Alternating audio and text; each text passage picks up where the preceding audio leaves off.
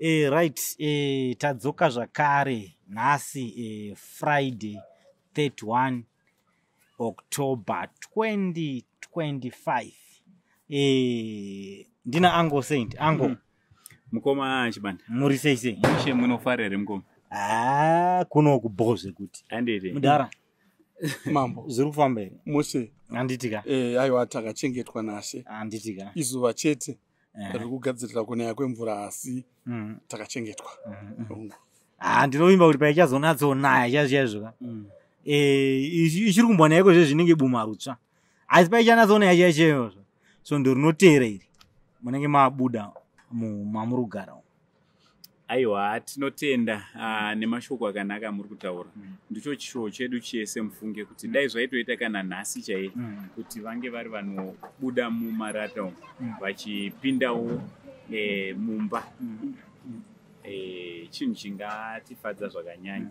Ndichiti muri sei mhuri yeZimbabwe kwese kwamuri muchindoona ndiri kungoti kudaizvi pane kakudzamirwa kamwe kaunoita kekuti kana mashoko unomaona achienda kure.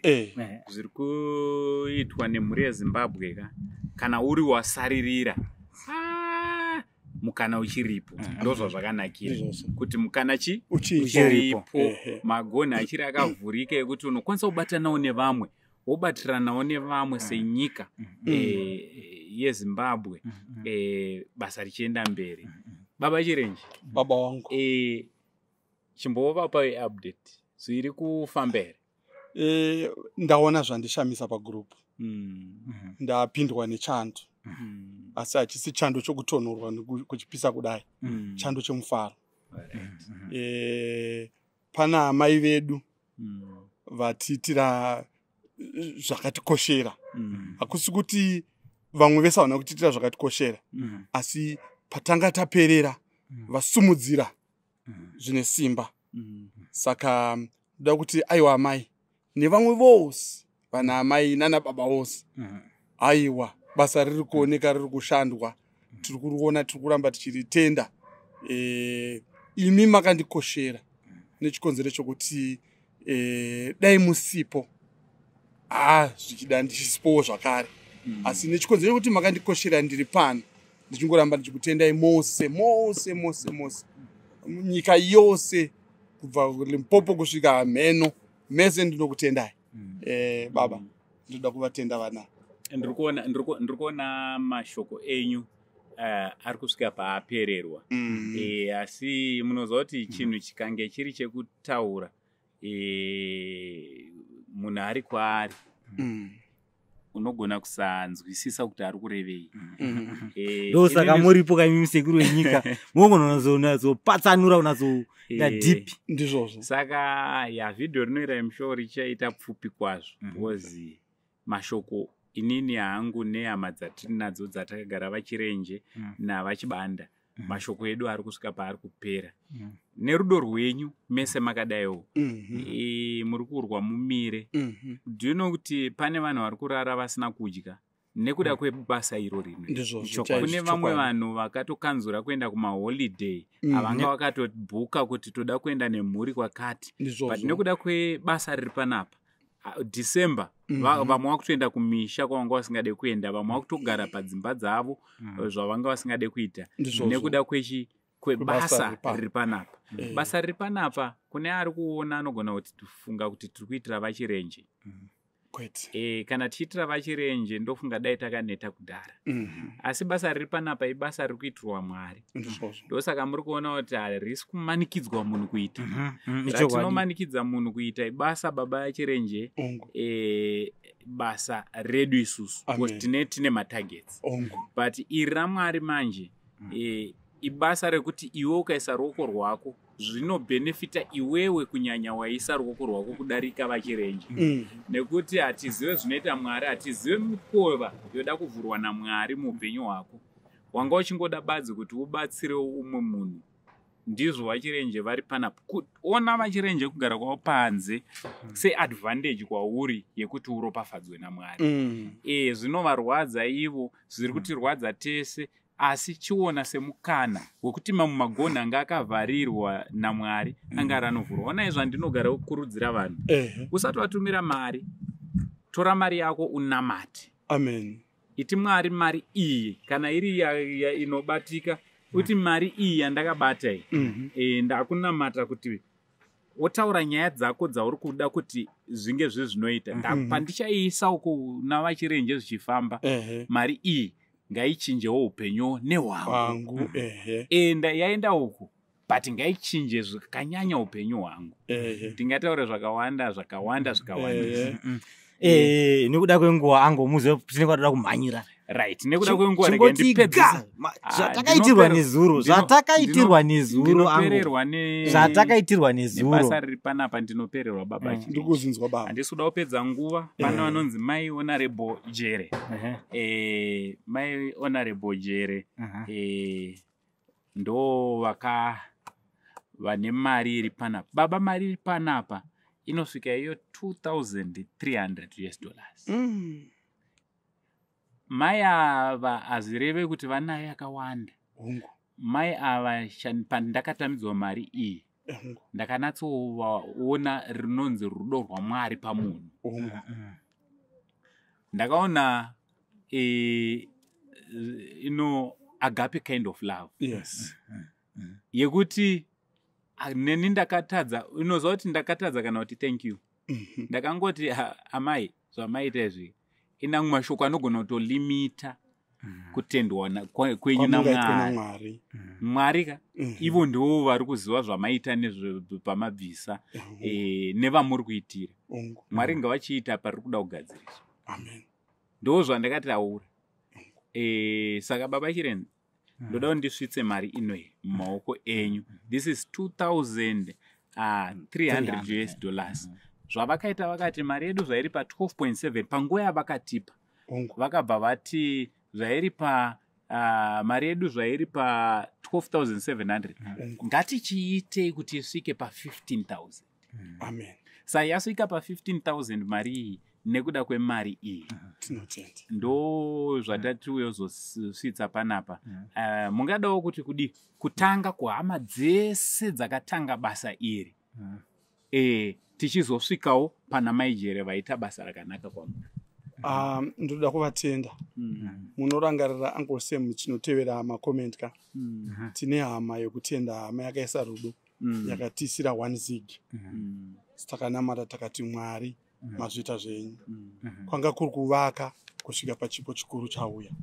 Saka zvose zvakabviswa izvi zvinonge zvichingoenda panhamba imwe chete zvichivaka namba imwe chete inonzi 25. Saka toda kuti tivatende vose tikutenda naivo amai Honorable Jere kuti amai ndo mwoyo kubereka mazvita zvenyu tinokutendai. Isiso mazwi anopera baba asi Mwari wega ndiye akutendei. Ndinotenda baba ndinotenda amai naivo baba ndinovatenda Honorable vaita chinhu chakanaka. Wakaona kazhinji tinogara tichitaura kuti amai vanopiwa instruction nababa asi baba vakanonoka vanopiwa instruction naamai zvinenge zvichingovaka chinhu chimwe chete asi regai titi Honorable naamai aiwa maoko edu kwamuri naiye Mwari zvakanaka. taisa maoko mai Honorable pamwe chete nababa aiwa taisa maoko ngazvirambe zvakadaro. Tisagumire kuita pana vachirenje chete rambai muchiitira zvakare kune vese mamunoona vakakodzera kuti vabatsirikane.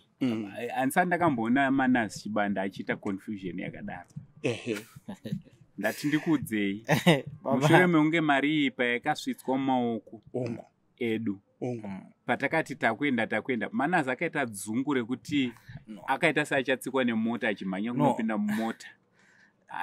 Pane rudo rwaunenge usingatarisire. Isusu taitoodzana tichiti ukaona tikapiwa 500 kana 300 hatineta donza zvisingaite. Akaita confusion pawakandidaidzavo pawatiti hande chinotambira mari taititarise kuti vamwe chapiwa 300 or 500 but zvazobudawo kuti azoshamisika. So it was unbelievable kuti zveshuwa here wakumana ndo mari yatapiwa.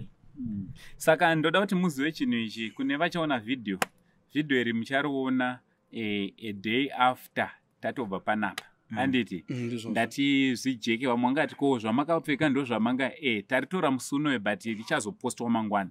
Why ndiri kutaura izvi vanhu vari kufunga kuti mari iyi ichasara panapa. kwete Vanogara uma vanogara panza.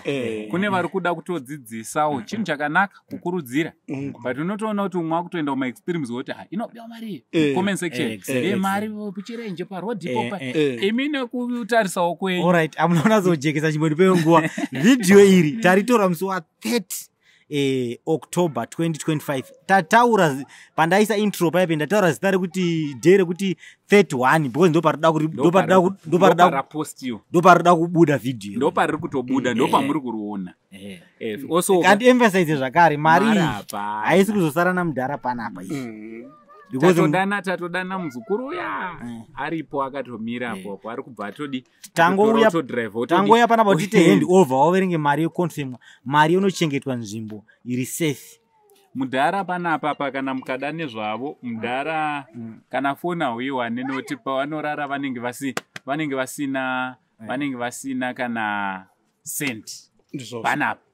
Mudhara havatori na yemaziga havazoshayiwa yemadomasi yemadomasi mungazoshayiwa kuwadzisa shamari.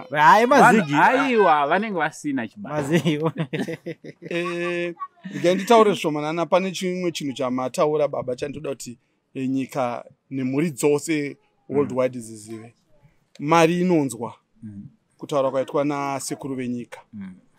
Zvakakosha kuti mari yako kana ichienda muchiitiko chakadai iwe itaurire mari yako kuti enda unoshandira chirenje.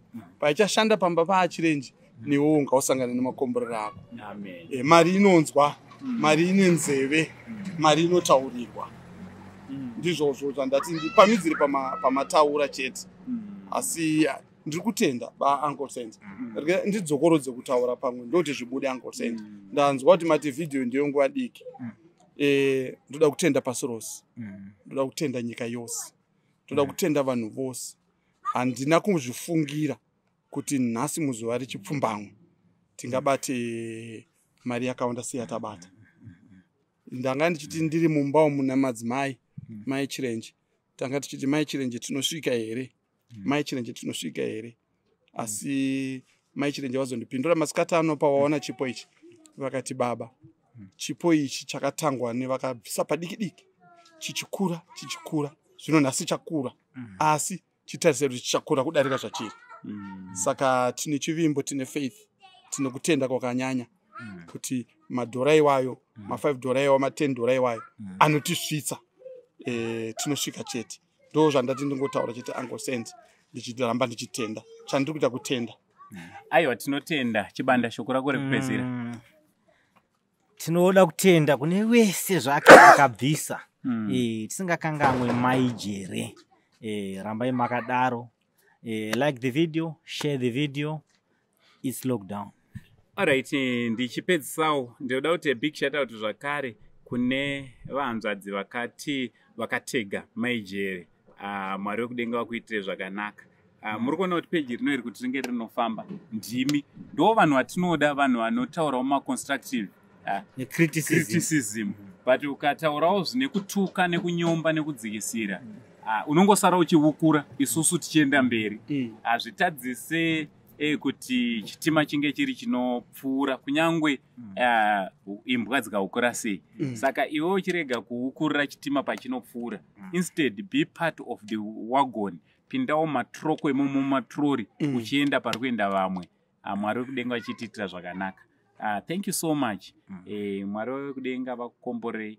Zita riri pachitupa ndinonzi Uncle Saint. Ndanga ndichifamba naManners mwana wekwa Chibanda. Makanganisa. Ndakunzi Mambo Chibanda. Na Mambo vachibanda ava tavapa zita icho ravapihwa pano padanga pano patiri. Takuvati Mambo Chibanda. Vakomana vamazuva ano vasazoita mistake kuti mambo vanogona kutadza kupronounce kuti mambo kunzi Chief Chibanda. Ndaona Chibanda koma chifu wadzingwa because unonzi chenda unotonga uri kwako. Aiwa tinotenda. Much love and God bless you all. Amen. Thank you.